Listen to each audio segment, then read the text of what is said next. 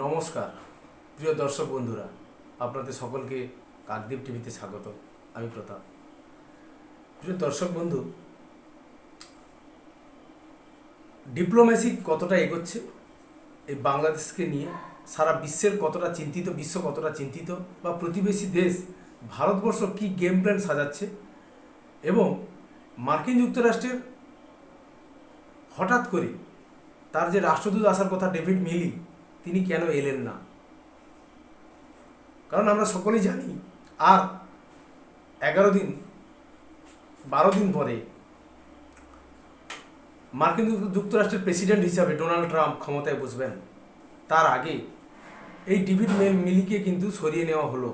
সিনেটে কোনোভাবে ভোটাভুটি না হয়, পাস না হয়, যে 8 মাস আগে এই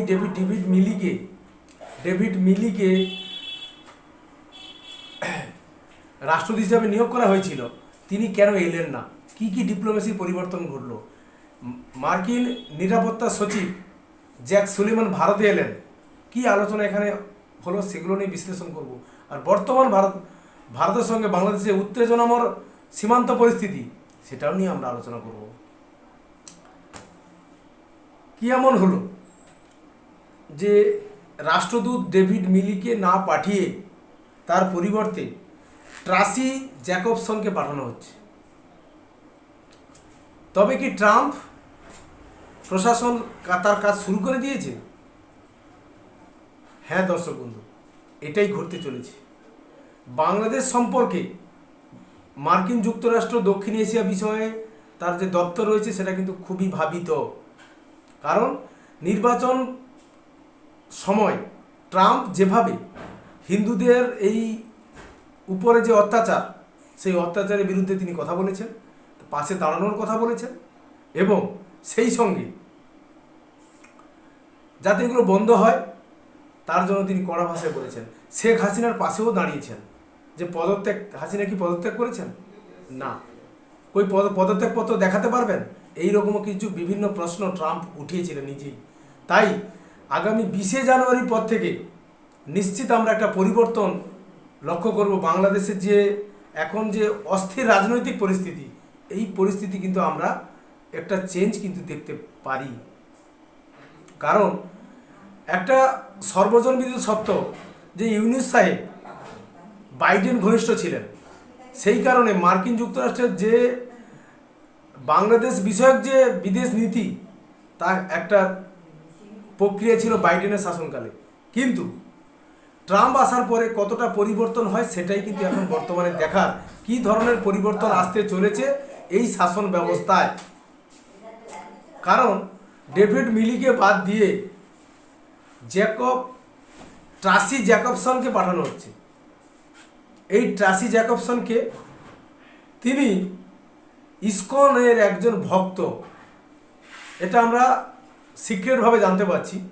এই ট্রাসি জ্যাকবসন হচ্ছে হিন্দু যে সংগঠন বা হিন্দুদের যে একটি সংগঠনের যে প্রতিষ্ঠান, ইসকনের কিন্তু একটি সদস্য, একজন দীক্ষিত। এই ট্রাসি জ্যাকবসনকে পাঠানো হচ্ছে। বাংলাদেশে যে সংস্কার ঘটছে, সেই সংস্কারগুলো কিভাবে আগামীতে নেওয়া হবে, বা জনগণের গণতান্ত্রিক প্রক্রিয়ার মাধ্যমে কিভাবে ক্ষমতা হস্তান্তর হবে, সে বিষয়ের জন্য কিন্তু আনা হয়েছে। এখানে একটা বিষয় দর্শক, খুব জিও পলিটিক্যাল একটা চেঞ্জ আমরা দেখতে পাচ্ছি। সর্বজনবিদিত নরেন্দ্র মোদীর সঙ্গে ডোনাল্ড ট্রাম্পের একটি ব্যক্তিগত সখ্যতা রয়েছে, রাষ্ট্রপ্রধান হিসাবে রয়েছে, ব্যক্তিগত পর্যায়ে রয়েছে। সেখানে ডোনাল্ড ট্রাম্প মোদির সঙ্গে এই বাংলাদেশ বিষয়ে কী আলোচনা হয়? কারণ আমরা একটা ঘটনা দেখেছিলাম কিছুদিন আগে, ভারতের বিদেশমন্ত্রী এস জয়শঙ্কর কিন্তু নিউ ইয়র্কে পৌঁছেছিলেন। সেখানে ট্রাম্পের সঙ্গেও তার আলোচনা হয়েছে। কি বার্তা নিয়ে গেছেন?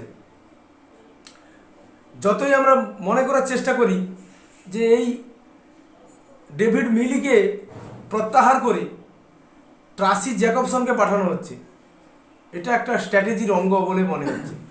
কিছু তো রয়েছে এর ভেতরে, একেবারে তো আলাদা কিছু নয়। এই ট্রাসি জ্যাকবসন আর জ্যাক সুলেমানের যে আগমন ঘটেছিল ভারতবর্ষে, অবশ্যই বাংলাদেশের প্রসঙ্গে অনেক আলোচনা হয়েছে। ভারতের বিদেশ সচিব, বিদেশ নিরাপত্তা উপদেষ্টা অজিত দোভালের সঙ্গে ভারতবর্ষ 2-3টি প্রক্রিয়ার মাধ্যমে কিন্তু এই সমাধান করার চেষ্টা করছে। আমরা 20শে জানুয়ারি অবশ্যই দেখতে পাবো যে ট্রাম্প কী ধরনের এই দক্ষিণ এশিয়া সম্পর্কে অবস্থান নিচ্ছেন এবং মোদি তার কতটা আস্থাভাজন সেটা কিন্তু প্রমাণিত হয়ে যাবে আগামী দিনে। এবারে আসছি ভারতবর্ষ কিভাবে বাংলাদেশের এই অদ্ভুত পরিস্থিতি নিয়ন্ত্রণের জন্য চেষ্টা চালাচ্ছে। দর্শক বন্ধু, হঠাৎ করে আমরা দেখতে পেলাম তালিবানের সঙ্গে পাকিস্তানের বিরাট একটা সংঘর্ষ। সীমান্ত পেরিয়ে আর তালিবানরা পাকিস্তানে আক্রমণ করছে, সীমান্ত চৌকি দখল করছে, থানা দখল করছে, অনেক সংখ্যক পাকিস্তানের সেনাবাহিনী মারা গেছে। আবার পাকিস্তানও এয়ার স্ট্রাইক করছে আফগানিস্তানে তালিবানের উপরে। এটা কি হঠাৎ করে ঘটলো না কোনো কূটনৈতিক প্রয়াসের মাধ্যমে? আবারও দেখলাম কাতারের দোহায় ভারতের বিদেশ সচিব বিক্রম মিশ্রির সঙ্গে তালিবানের যে বিদেশ মন্ত্রী তার বৈঠক হয়েছে। সেই বৈঠক কিন্তু ফলপ্রসূ হয়েছে। ভারত সরকার তালিবানের পাশে দাঁড়াচ্ছে, আফগানিস্তানের পাশে দাঁড়াচ্ছে, তাদের উন্নয়নে সামিল হবে। এবং তালিবান এটা বিবৃতি দিয়েছে, ভারত আফগানিস্তানের ভূমি কখনোই ভারত বিরোধী কোনো কাজের সঙ্গে ব্যবহার করা হবে না। এটা একটা ডেভেলপমেন্ট, এক মোদির কূটনৈতিক চালের মধ্যে অংশ এটা। Number 2, Arakan army.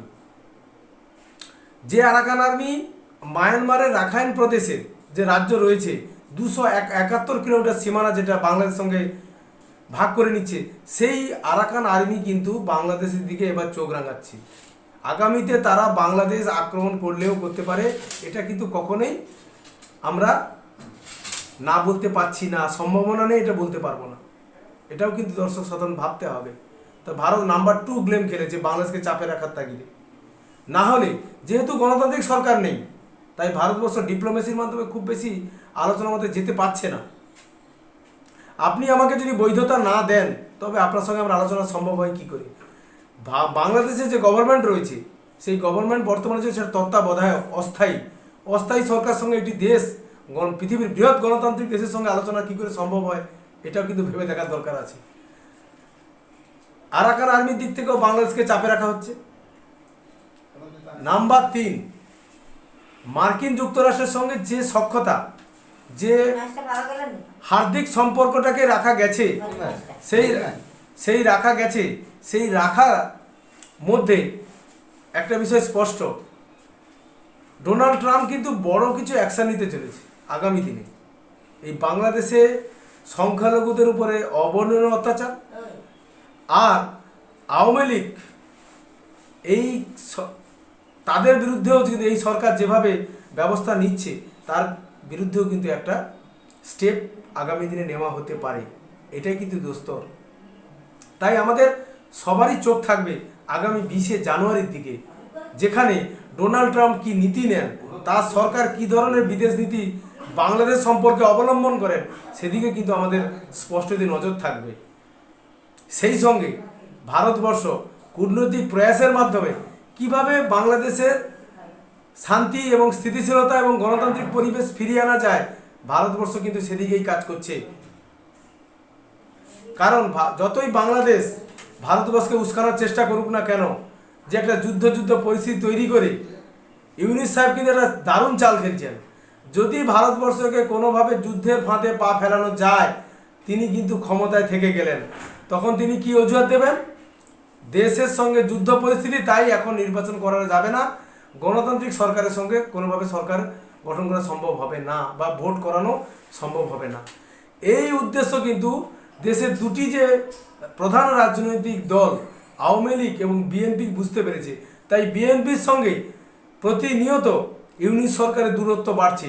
যে বিএনপি ভেবেছিল হাসিনাকে সরে যাওয়ার পরে খুব সহজেই তারা সরকার গঠন করবে বা দখল করে নেবে, তারা দেখছে এই ইউনূস সরকার ছাত্রদেরকে কাজে লাগিয়ে কিভাবে নির্বাচন বিকল্প দল তৈরি করা যায় তার একটা পরিবেশ কিন্তু তিনি তৈরি করেছেন। তার জন্য সময় প্রয়োজন, সেই সময় অপেক্ষা করার জন্য কিন্তু তিনি এই নির্বাচন প্রক্রিয়াকে পিছিয়ে নিয়ে চলেছেন। এটা কিন্তু বিএনপি ধরে ফেলেছে। আগামী দিনে আওয়ামী লীগ এবং বিএনপি কোন ধরনের রাজনৈতিক অবস্থান নেয় তার উপরে নির্ভর করবে বাংলাদেশের শান্তি স্থিতিশীলতা এবং ভারতবর্ষ কতটা পদক্ষেপ নিচ্ছে তার অনুসারে অবশ্যই নির্ধারণ হবে। সেই সঙ্গে মার্কিন যুক্তরাষ্ট্রের ভূমিকা খুবই গুরুত্বপূর্ণ। এইটা হতে চলেছে আগামী দিনের বাংলাদেশের কী ধরনের রাজনৈতিক পরিবর্তনশীলতা আসছে তা অবশ্যই আমরা লক্ষ্য করব। তাই আজকের দিনের প্রতিবেদন এখানেই শেষ করছি। জয় হিন্দ, বন্দে মাতরম, ভারত মাতা কি জয়। সকলে ভালো থাকবেন।